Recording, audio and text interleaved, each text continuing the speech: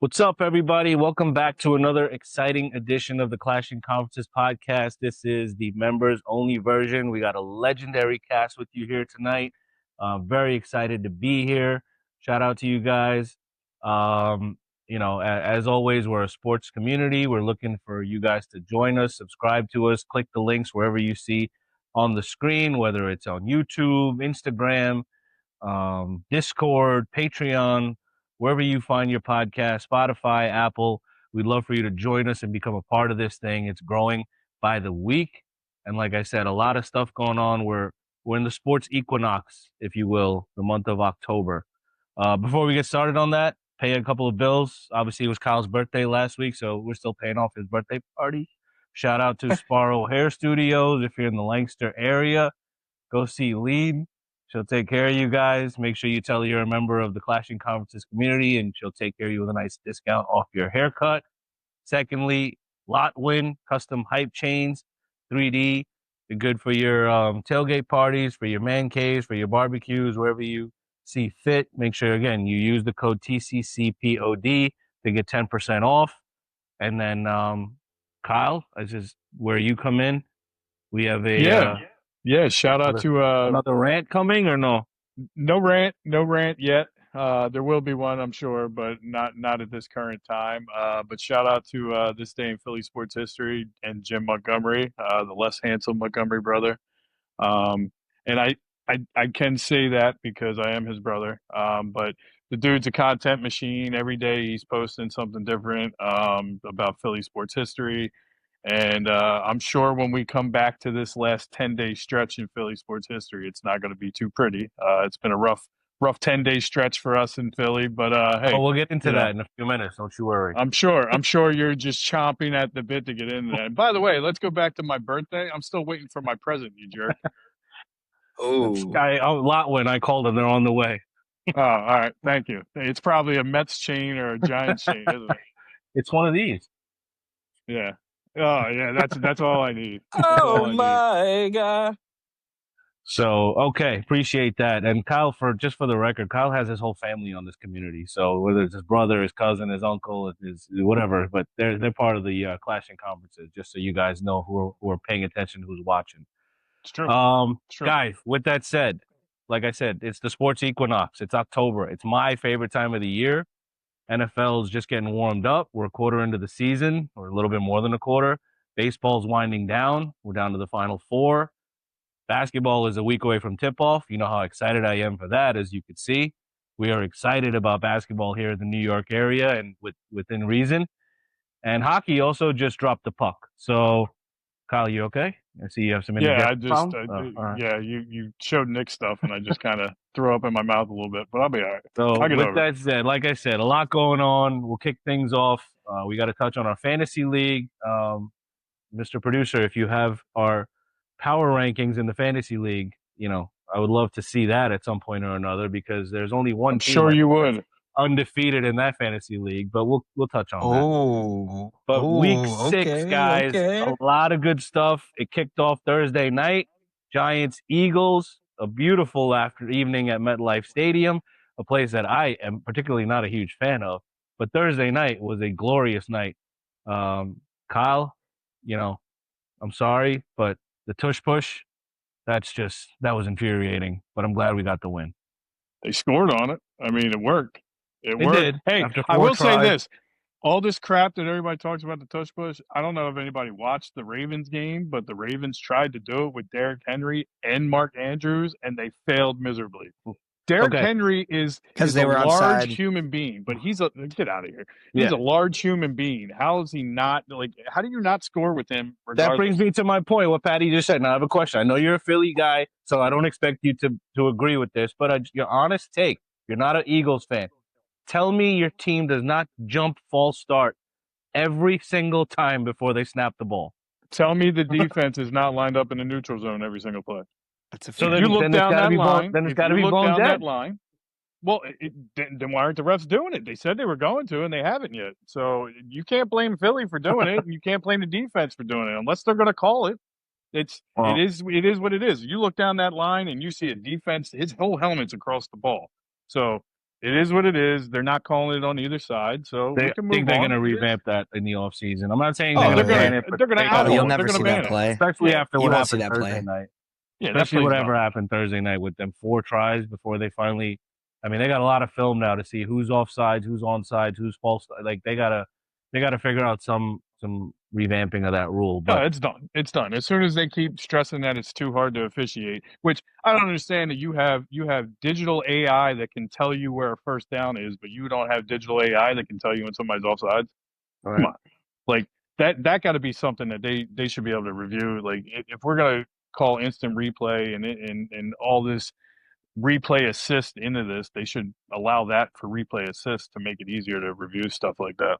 But real quick before we go into the game, before we touch on the AFC. So not a good day for NFC East teams unless you're the New York Giants.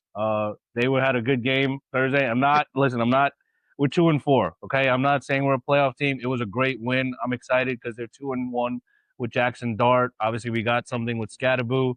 It sucks not having any wide receivers right now. You got CTE. You got Yeah. CTE with Scadaboo. That's what you got. Well, He's going to have a great 4-year we're gonna- career.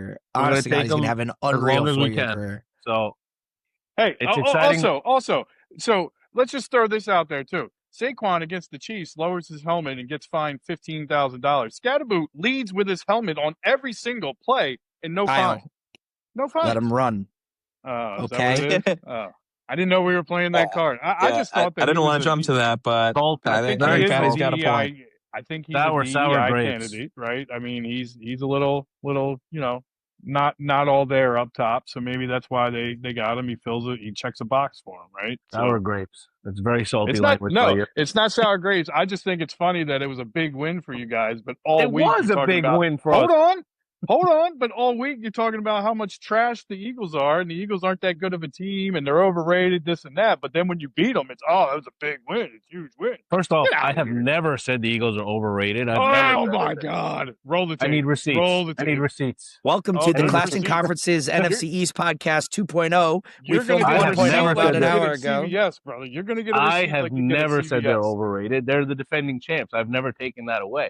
So I was excited about winning at home. First Thursday night win the Giants have had in like 10 years. They won't beat a division opponent at home. We got a young rookie quarterback who's running all over. So, okay, that's fine. We'll move on. That's fine. You can't let me have my due. That's fine. We'll get it. But the rest of the league, Steve, I'm sorry. Your Cowboys, a terrible loss against the Panthers, the Commanders last night. So the Giants, if they can somehow pull a win off this week, they're right in the hunt for the NFC East, right there. But we'll touch on that. We'll touch on that in a few weeks. Patty, Steelers looking good, and Ben, Patriots first place. So that's right, what do you baby. guys got? Patty, you go. I mean, I said it all off season. Just give me a competent Aaron Rodgers. I don't need like lights out 2012, beat us in the Super Bowl, even 2019 was that his last MVP? Somewhere around there. I don't need that Rodgers. I just need the guy that's not going to turn the ball over, who is, and there, I think something that's going to go under the radar that not a lot of people are talking about was last year we made a point to draft. They started 3 rookies on the offensive line last year and Broderick Jones, who was a sophomore. So they had 4 of their front 5, and Isaac Seumalo, who was a former Eagle, was hurt last year as well. Like 4 of their starting linemen last year were rookies or sophomores. So now they've gotten that little bit more experience. It seems like they're back to like the setting the tone Steelers, where like even when Ben was throwing for 4,000 or 5,000 yards, they were still eating the running back for 1,000 yards a year and setting the tone on the ground and then, opening things up. And I Rodgers in that sense is just so good in the play action game that when your running game is, if you're clipping 3-4 yards of carry in the run game, Aaron Rodgers could be 54 running play action. And just the way he runs it is so unbelievable. So, it's hard. They do have a brutal, I don't know if anyone's looked, they have a brutal like 6-7 week stretch here. 6-7. Sorry for the kids out there. But they have a brutal 7-week stretch, including Buffalo, Baltimore once, and a few other guys in there. I know Buffalo doesn't look great, but neither is Baltimore. I mean, I want to be like 5+ games ahead of Baltimore before Lamar comes back. like, I would be genuine if Lamar comes back next week and Pittsburgh has to play Baltimore twice with this schedule still to go. That does scare me a little bit, just because obviously the Ravens are super talented offensively. Obviously, their defense is quite lacking this year. But I mean, I'm happy with the Steelers so far. They just got to stay healthy and, hopefully continue to play their style of football. Because when they beat you down, having a guy like DK Metcalf obviously has been a much added addition for them. And I hear they might be in the market for like an AJ or a Olave or one of those wide receivers that are getting thrown around. So we'll see what they do at the deadline. Ben? Love AJB that, on the Patty. block. That was a great segue, Patty. That'll be part of my rant. But first, I'd like to ask any NSYNC fans out there? Can we get a hand for some NSYNC fans? It's gonna NSYNC? be May. It's gonna Oh, be yeah. May. It's gonna Oh my be God. Drake May. That's right, Drake May. He is turning And you just into yelled at a. me, Kyle, for getting excited. I apologize, Karan. I completely apologize to you Yeah, right you now. should. It's only been about 6 years since Tom Brady. I'm not comparing him to Tom Brady, but so far through 5-6 weeks where we're at now, we're feeling pretty good. Coming off a huge Sunday night win in Buffalo. I could feel a letdown coming down. I almost wanted to consider this a trap game. I think next week the Pats got Tennessee, so they might have been looking ahead, a Vrabel revenge game here and whatnot. I wanted to say the spread was like 6.5 going in. I still like the Pats to win, but I think the Saints were going to cover, and they did because, well, when you come off a huge win like that, you're feeling good, but then, you get a little lackadaisical. You maybe underestimate the opponent a little bit. The Saints played a good game. The refs, this will be like one of the only times I'll say the refs were against the Patriots, but if anyone got a chance to watch or like Red Zone when they flashed to it, the refs were out to get the Patriots because someone in the world put their life savings on Pop Douglas, 2+ anytime touchdowns. Vegas was not having it. They put in the call to the referees. I don't know if you guys saw, but after if you get a chance, go check out the Pop Douglas touchdown that gets called back on a Stephon Diggs pass interference. I did see that. We'll put that in quotes. Pass interference. But on that same play, I don't know if you guys have seen the referee. He made the call, and I swear this was straight out of WWE. He started raising the roof as if this was like determined and whatnot, and that got me. I mean, thank God the Patriots still won, but that got me very, very suspicious that. Hey, Ben, do you know that this signal has reset the game clock? No. It was like he was like raising the roof. I'm not even kidding. Like raising the roof, and he almost was like he had like a poop eating grin on his face. And you could just tell that there was something off. And then there was another play later in the game with Booty's second touchdown. They were trying to call that back. It ended up standing, but I was smelling some Vegas like stepping in to kind of make sure that doesn't happen. But kind of ironic to have a Boston/New England guy complain about refs and not getting calls, right? It's kind of irony there, but yeah. Patriots fan with conspiracy, unheard of. Whoa! Hey. We can do a whole episode on Patriots conspiracies if you guys want. But Benny, I got a question for you. Ooh, let's fire away. Well, it could be across the board because I think that Ben's answer will obviously be a little bit different. Cuddle, marry, kill. No, not yet. Sorry. No, I'm not hosting. This is Karan. But my question is this. A dynasty draft starts today. Drake May is QB blank off the board. You're starting a team today, and Drake May is QB what off the board? Without you being a Patriots fan, just as a general football fan. I will say, as a general football fan, without looking at the whole list, I'll say number 5. I'll go right in the middle. I'd probably want Josh Allen. I'd probably want Jaden Daniels for now. And then I have to think about. I'd say Lamar, Burrow, but I mean, you look at Burrow, like You want to say, oh, it's the Bengals front office. Oh, it's the Bengals offensive line. Well, this is the third season-ending injury, more or less, now that he's had. Like, what happens if he gets another one next year? Are we just going to say it's the offensive line? Are we going to say it's the Bengals front office? At some point, you have to look at Joe Burrow and the way he plays, and he has to adjust. Whether or not that's throwing the ball away, whether it's not is falling to the ground, like, he is their team. You take him away, and they're nothing. They have to go trade for Joe Flacco. Yeah, I think I'd have May around like 6 because I'd probably still take Herbert over him as well, if I'm being honest. But I think the other argument is this: I think that very close to that top 10 is, I'm going to get in trouble, is Jackson Dart. I agree with that. I really do. I'm not saying he's there, but I think he's very close. If you're starting a team today, I really do. I'm buying the Dart. Three games. I really do. I'm not ready to anoint him. I'm not ready to say he's the number 1 pick in a dynasty league for quarterbacks. I'm just saying we've seen a lot of good so far. He's made a lot of plays. I'm also not saying that. Oh, sorry. I didn't mean to cut you off, Benny. Keep going. No, you're good. You're good. No, Go. I was going to say, I'm not saying that he's a top 10 quarterback in the NFL. Not close right now. But if I'm starting a draft and I'm factoring in age, factoring in contract, what I have to pay a guy, I think you could very much make a case for him to be 10, 11, 12, somewhere around there. I don't think I got the memo that I needed to be drunk before I got on tonight. You know who I didn't hear on this list from anybody? Feel like I didn't hear Jalen Hurts. Because he said 3 other quarterbacks. He didn't even list the rest of the top 5. I'm just saying, he just named quarterbacks.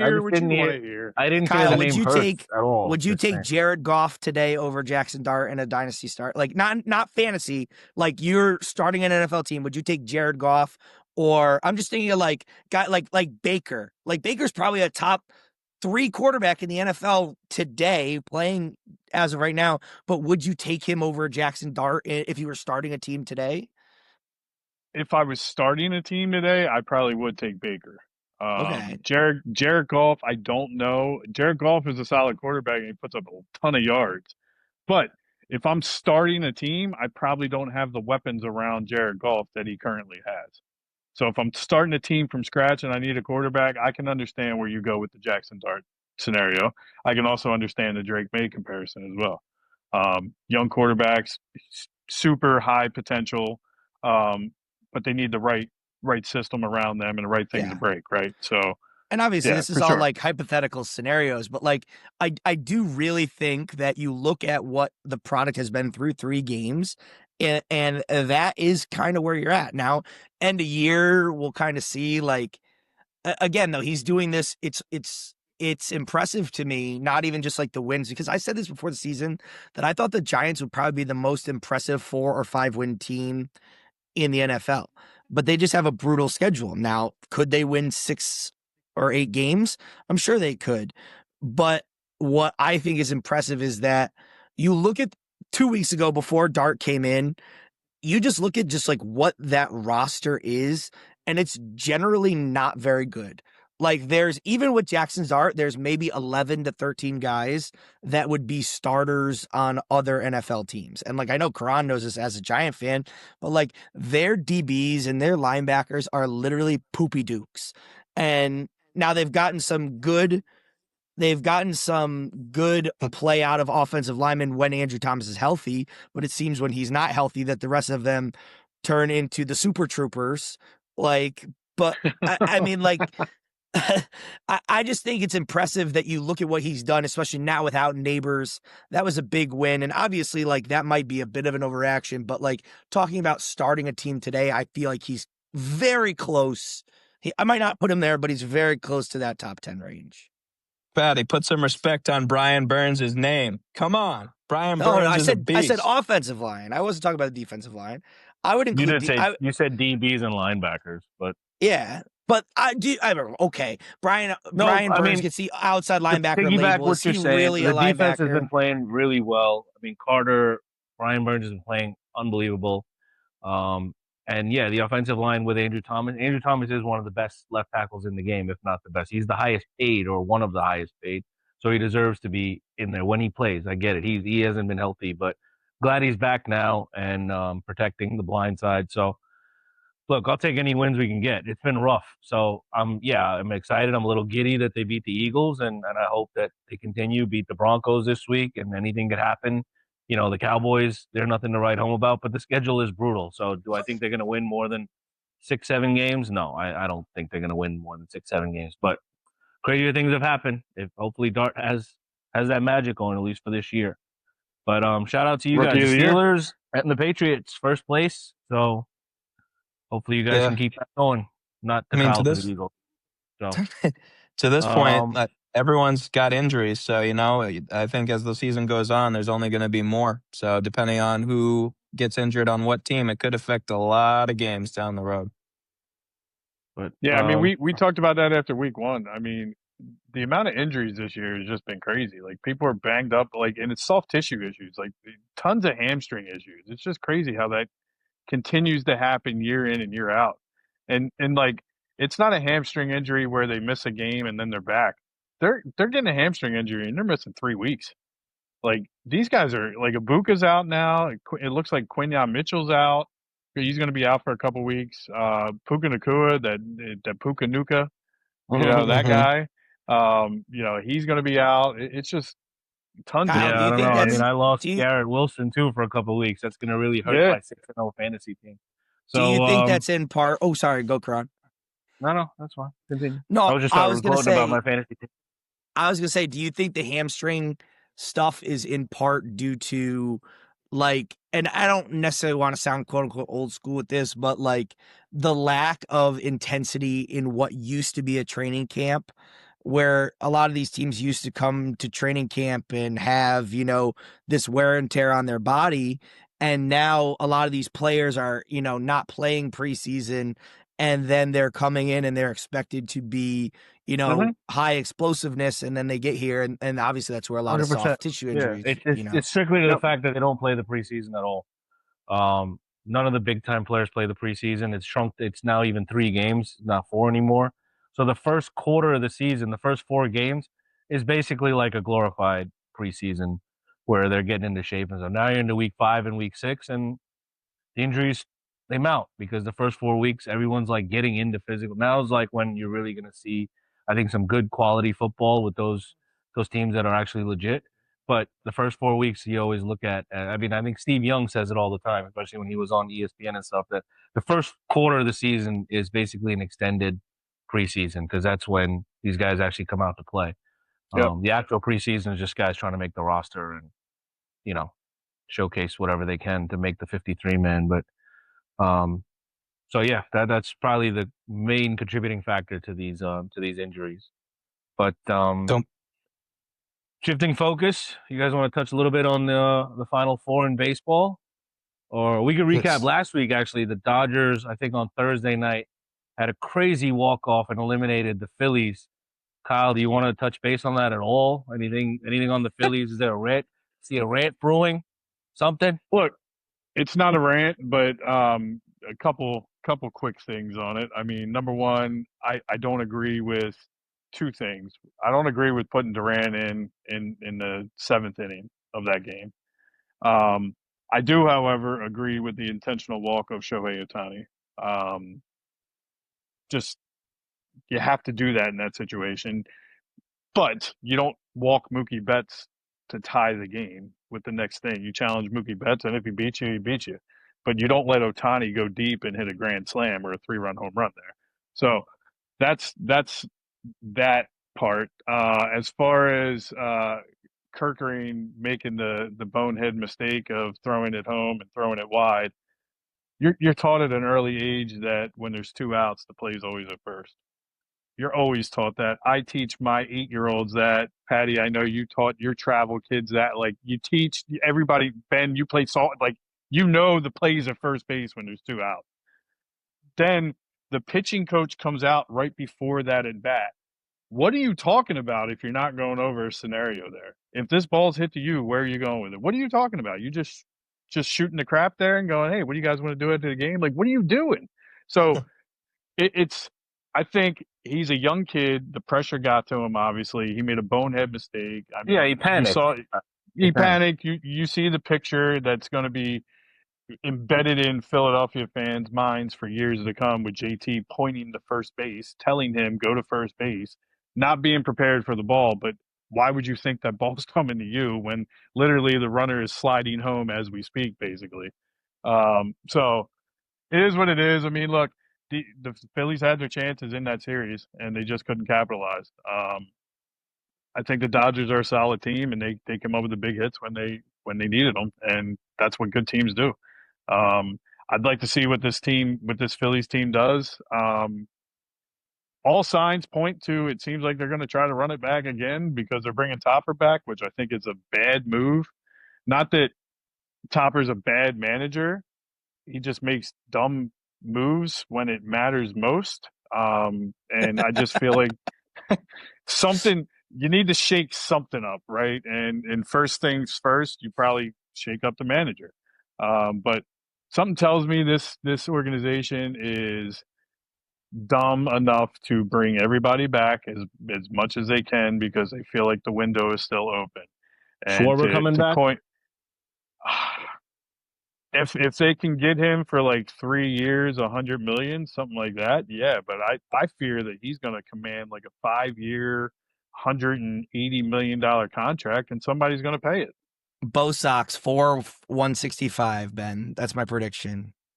Red Sox are taking 1-year guys, boys, whether it's Schwarber or Pete Alonso. One of those Wasn't he guys is going to already be on the Bo wearing. Sox? Am He I was, crazy? yeah. Okay. He Yeah, was. he He was. was. He was known as Kyle from Waltham, as the fans eventually penned him. Waltham is one of the suburbs just outside of Boston. So we grew to like him very quickly. And unfortunately, our GM at the time, Chaim Bloom, who is no longer with the team to ruin the team anymore, thankfully, did not bring him back. And it would have been, what did he get from Philly? 4 and 88, about 22 a year, I think it was, Yeah. Kyle, something Yep. like that. Yep. And 40 plus homers, 50 plus homers. The proof's in the pudding. I mean, look, honestly, 212 batting Boston's a average, though. perfect spot. But Boston's a perfect spot for him because as he gets older, that right field fence is not getting any longer. So he should still be able to pop 35 home runs at Fenway. Yeah. Honestly, so is Yankee Stadium in that sense, but I don't know if they have a need for him. If they, he'd be I just perfect don't over know. there. I just don't know if they throw him at DH, then you're limiting. You'd have to play Stanton in the field, which you're not gonna pay Stan what you're paying him, and then have him alternate at DH with Schwarber. I feel like He's too blue collar to play in New York too. I don't really see him in a Yankee uniform. They were talking about maybe the Mets going after him. Between me and you, Pat, I don't really want him, to be honest with you. So, I mean, I just don't. He looks like one of those guys that'll come here and that contract's going to be a disaster. Like it's happened with the Mets 100 times over, where the first year, and I'm not saying he's not worthy. Like he had a great year. He's probably in the running for MVP.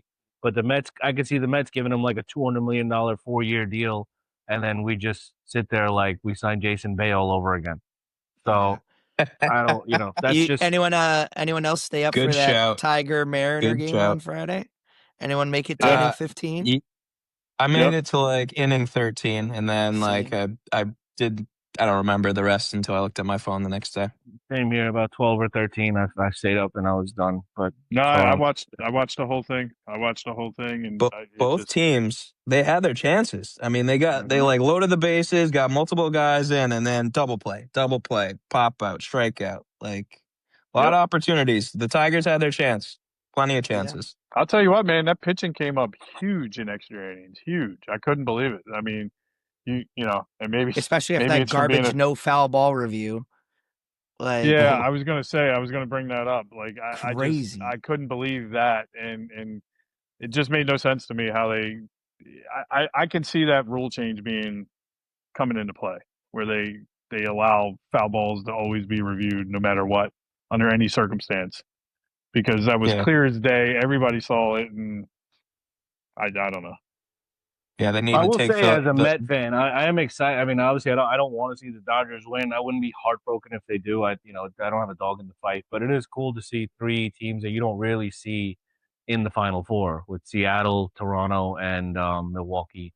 Like you will hopefully get a new champion. I mean, if the Dodgers win, like I said, they do. There's nothing you can do about it. But I think at we're least all Mariners fans at this point. We're all Mariners fans. I want to see the Mariners win. I want to see them dog walk somebody. I really do. I want to see My them cousin's sweep a the big Blue Brewer fan. Jays. I wouldn't hate if they won. But I don't Listen, think they if the get past Brewers the beat the Dodgers.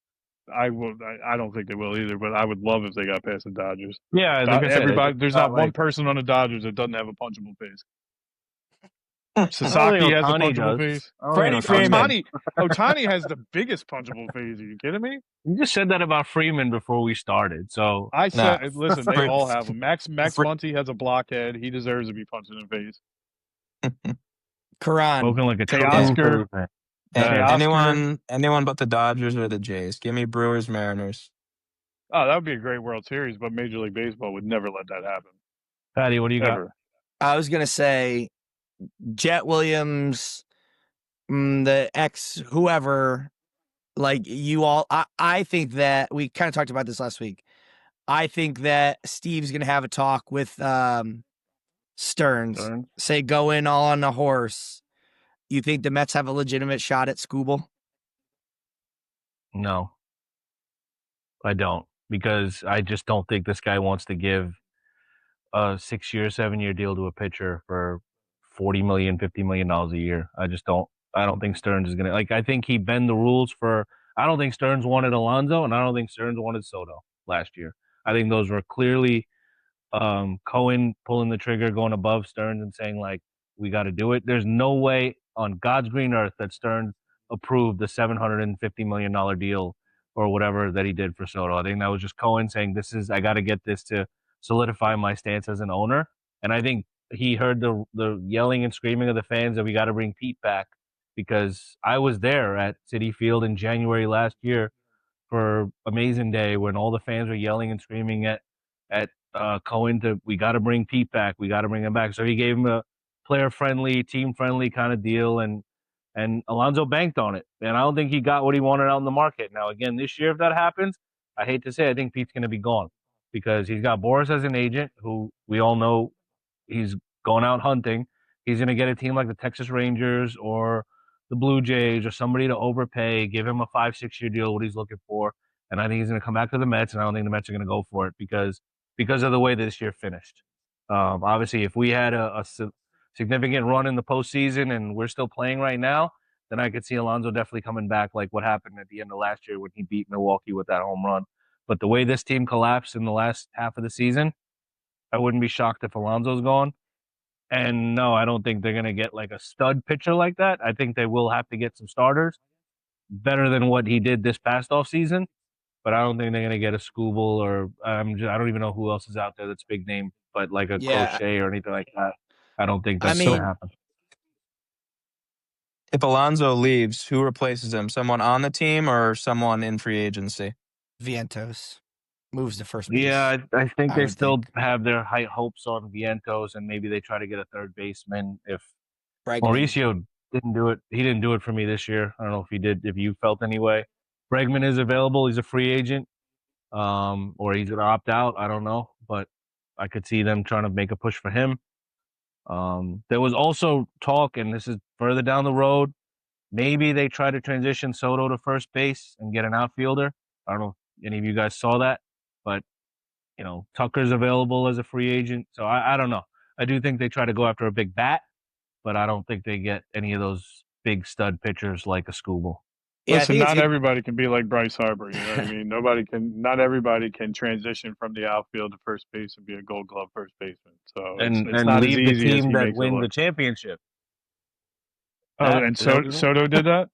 Soto won a ring. Soto has a ring. Yeah, but Harper doesn't. Did he do it with the Mets and lead them with his $750 million contract? That's only year one. That's a year one. We got 14 more years to go. That's right. It's only year one, my friend. Harper left the Nationals, then they won the championship, not the other way around. Yeah. You're right. I think you're right. That is a fact. Yes. I think it's interesting because I think two things, Kern. I think one, I think Pete Alonso is much more valuable as a Met than he is elsewhere.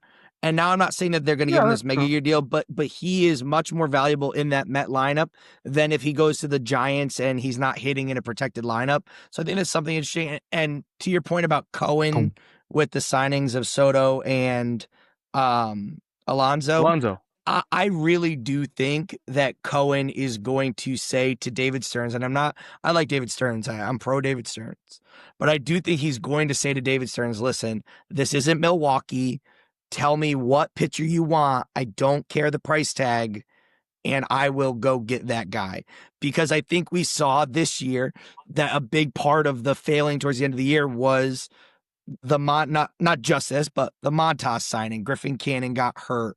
They re-signed Manaea without, obviously the elbow thing happened. But like they tried to nickel and dime their way in the pitching department. I could just, and I'm not saying they will, but I could just really see Steve being like, listen, Dave, I don't care. Go get one or two guys that you really love that are above the price tag that you think, and then nickel and dime from there.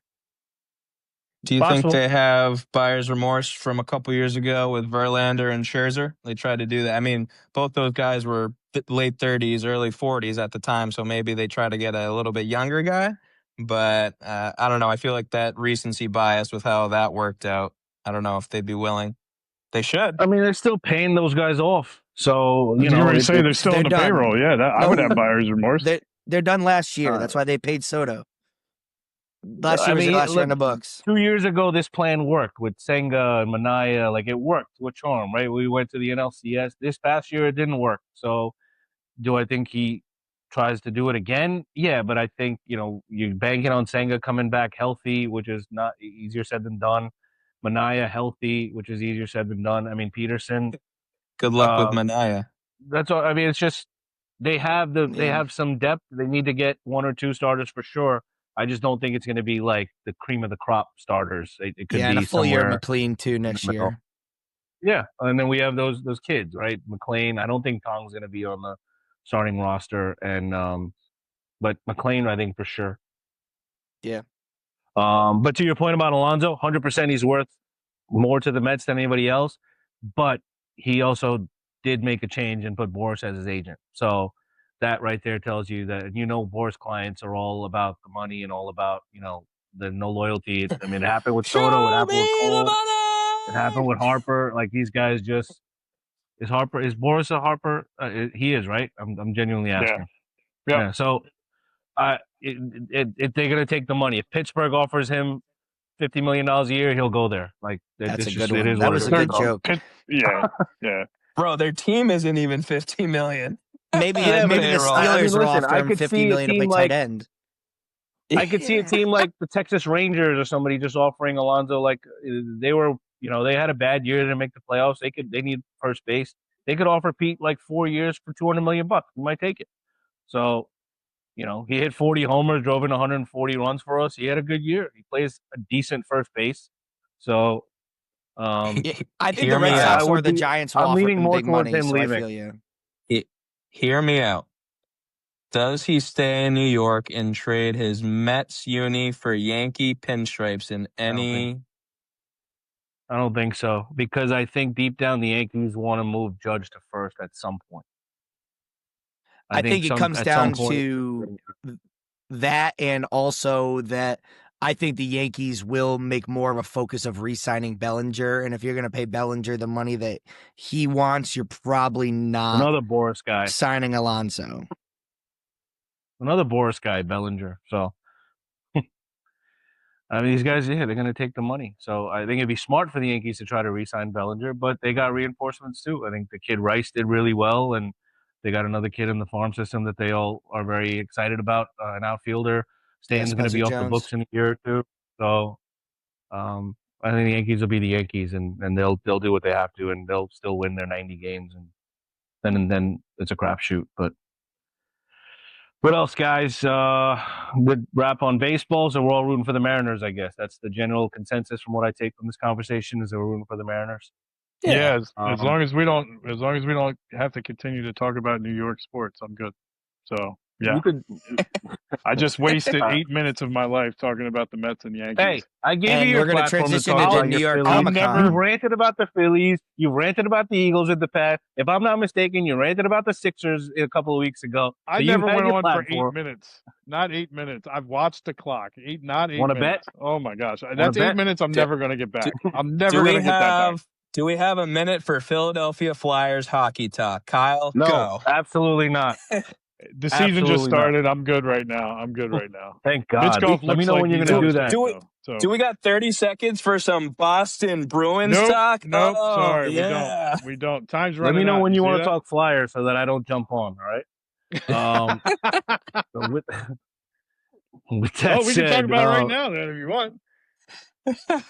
with that said, guys, like I said, it's the Sports Equinox. In a couple of weeks, we're going to definitely talk some NBA. So looking forward to that because the season starts in about a week. I know Kyle's very excited about those Sixers and their 15 honorable nights to memorialize Speaking the of team that, from 25 years ago that didn't win a championship. So they're bringing back the mascot. I don't know if you Wow. saw that. They're bringing back the I don't rabbit. even know what that is, to be honest. I don't you'll want to see know. it. You'll I So saw see they're it. bringing back the black Sixers jerseys with the gold lettering, right? Are they doing that? Yep. we just Yeah. we they are. discussed that Yes, they with are. Kyle when he was ranting, one of his rants from a month ago. Yeah. All Roll the right. tape. You can say it. All right, that's going to put a bow tie on this episode. Again, appreciate you guys jumping on. Legendary cast. Good luck to you guys in first place, for most of you guys in first place.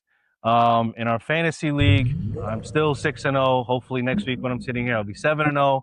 Got a big matchup coming up against Mike, if I'm not mistaken, who's in second place. So we'll recap that. Ooh. College football is off and running. And we'll see what happens in week 7 of the NFL. So remember, like and subscribe wherever you see your clicks on the links on the page, YouTube, Spotify, Instagram, Patreon, and please become a part of our community. We appreciate it. And we'll talk to you guys soon. Appreciate it, guys. Adios. Later. Go Birds.